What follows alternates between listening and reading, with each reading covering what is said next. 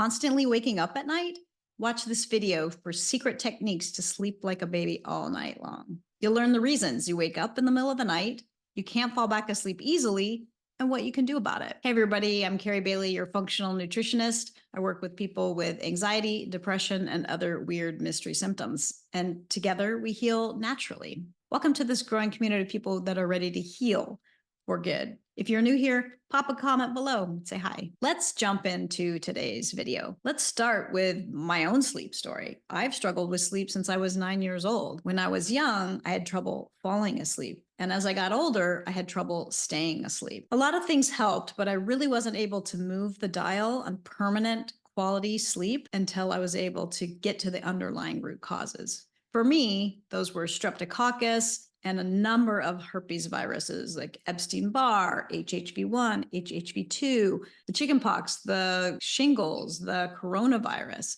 and tons of heavy metals that I had accumulated in my body from having amalgam fillings for 35 years. Do you have a similar story? What are your sleep struggles? I'd love to hear about it. Let's jump into some of the reasons why you might be waking in the night after you go to sleep. First reason you might be struggling to stay asleep is decreased neurotransmitters. Now, neurotransmitters are chemicals that allow your neurons to communicate. And what's a neuron? A neuron is a nerve cell, aka your nervous system. Your neurons send communication signals to your brain. If you're low on neurotransmitters, then the chemicals that transfer that communication from cell to cell are going to be diminished. So you might be asking, well, how come my neurotransmitters are diminished? One reason you might have diminished neurotransmitters is neurotoxins. Neurotoxins are the waste chemicals from pathogens like viruses or Candida or E. coli, Streptococcus, Staphylococcus. Another reason you might have decreased neurotransmitters are from heavy metals. Heavy metals that are oxidizing, so think about metal that rusts, that's oxidation. These heavy metals are oxidizing and weakening your neurotransmitters and your nervous system. So this oxidation, also known as oxidative stress is an imbalance between the toxic load of your body and your body's ability to decrease that toxic load. Another reason you're waking, the second reason you're waking in the middle of the night is your liver. So your liver does a lot of its work while you're sleeping. You may have heard in Chinese medicine or Ayurveda, this window between 1 a.m. and 3 a.m., and that's the liver window. So that's when your liver is working hard to clean your blood and do its job while you're sleeping. Hopefully sleeping. Now there's other body systems that do certain jobs while you're sleeping too. So between 11 p.m. and 1 a.m. is your gallbladder. And between 5 a.m. and 7 a.m. is your large intestines. That's why you often have a bowel movement that's triggered first thing in the morning. So let's get back to your liver. So as your liver is cleaning out these toxins, it begin dealing with this heavy burden, it might actually go into spasm. And you might not even feel that spasm, but it might be enough to wake you up. So one prime example of waking up in the middle of the night is alcohol. If you have alcohol before you go to sleep, and then your liver is trying to clean up that alcohol, it's a really good chance that you're going to wake up at between that time, between 1 a.m. and 3 a.m. The third reason you might be waking up at night are aches and pains, and they just might be just subtle discomforts that you don't even really notice until you're sleeping. This could be joint pain, muscle pain, neck pain. This is all related to the neurotransmitter signaling we talked about earlier, as well as nerve inflammation caused by those neurotoxins. Now, the fourth reason you're waking up is kind of related to that, but it's actually restless leg syndrome. This is, again, from the viral neurotoxins that are happening, and it's actually either aggravating the nerves in the lower part of the body, causing these spasms, or it can also be interfering with the neurotransmitters and the communication of the neurons in the brain. You might, in addition to restless leg, you might actually have restless torso, restless arm. I've seen a lot of different sort of weird symptoms related to that. Now, this restless leg, restless arm, restless torso, this can actually happen during the day. It might feel like twitching, but it might be so subtle that you don't really notice it. And you don't notice it until you're still and quiet and sleeping in bed. Now, the fifth reason that you aren't able to sleep at night might actually just be that your sleep issues have become chronic over time. I remember there was a time that I would literally wake up every 3 hours. It felt like every 2 sleep cycles. So a sleep cycle is about 90 minutes. And I would wake up every 2 sleep cycles.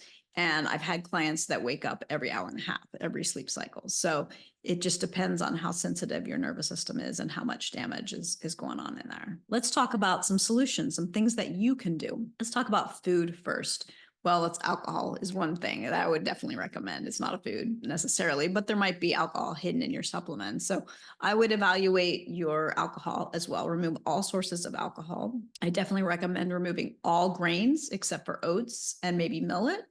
I would recommend removing all dairy as well, even sources of dairy that are mostly fat like ghee. Sleep is definitely a whole body issue. So I definitely recommend you going back and reviewing a lot of the other videos in my channel. And check out my anxiety and depression recovery guide in the description below. There you're going to get tips, tricks, and learn all kinds of cool things that are going to help you on this journey of anxiety, depression, and other weird mystery symptoms, and to finally start recovering. Remember how much we talked about the liver being a big part of this and the liver functioning. So we want to make sure we bring in a lot of liver-loving foods. These might be choline-rich foods like avocado. Now, maybe you can bring a whole avocado or half avocado, but some kind of up to a whole avocado every day, I definitely recommend. You want to bring in cruciferous vegetables. These are your broccoli, your bok choy, your cabbage, your kale. These are your cruciferous vegetables, and these are high in sulfur, and sulfur is really important for detoxification. And the last food, if you will, is an herb, and that's turmeric. Turmeric, it really protects the liver. It helps with bile flow. It's anti-inflammatory, and it's great for insomnia. Let's talk about some things you can do when you wake up in the night and you can't fall back asleep. You've heard probably a million things. I know I've heard a million things of what to do. Get up out of bed. Don't stay in bed too long. I kind of disagree with most of those things. Some of the things that have been helpful for me is breathing. Now, there's a lot of different breathing techniques and breath work that you can do. You want to make sure that it's not a stimulating breath work. You want to make sure that it's a calming breath work. So the one I do like, Andrew Weil teaches this, Dr. Andrew Weil, and that is the 4-7-8 breathing. And so this is breathing in for the count of 4, holding for 7, and breathing out for 8. And you can just keep repeating that and see if you notice that your nervous system calms down and lets you go back to sleep. Another style of breathing that I've had success with is box breathing. You can breathe in for 4, hold for 4, breathe out for 4, and hold for 4. You can also do the count of 5. So find what works for you and see if breath work even works for you. The other trick that I have, because I feel like my brain, when I wake up, I'm like ready to solve world problems. So I like to put on a podcast, and I've found that it's important that the podcast is a male voice because it just is more calming to me. And I want it to be not too exciting and stimulating. And so no offense to Tim Ferriss or Andrew Huberman, but those would be great. Something sort of nerdy, not too stimulating that, again, you might enjoy listening to during the day, but something that's not too overstimulating, something that's really kind of calming. And those are some of my favorite podcasts to listen to in the middle of the night. And so I just make sure you put them on, make sure you put the sleep timer. So if you do fall back asleep, you're not awoken by the sound again. So set the sleep timer for whether it's an hour or the end of podcast, whatever works for you. All right. And the last life hack I want to talk about, again, happens sort of before you get into bed, and that is your sleep environment.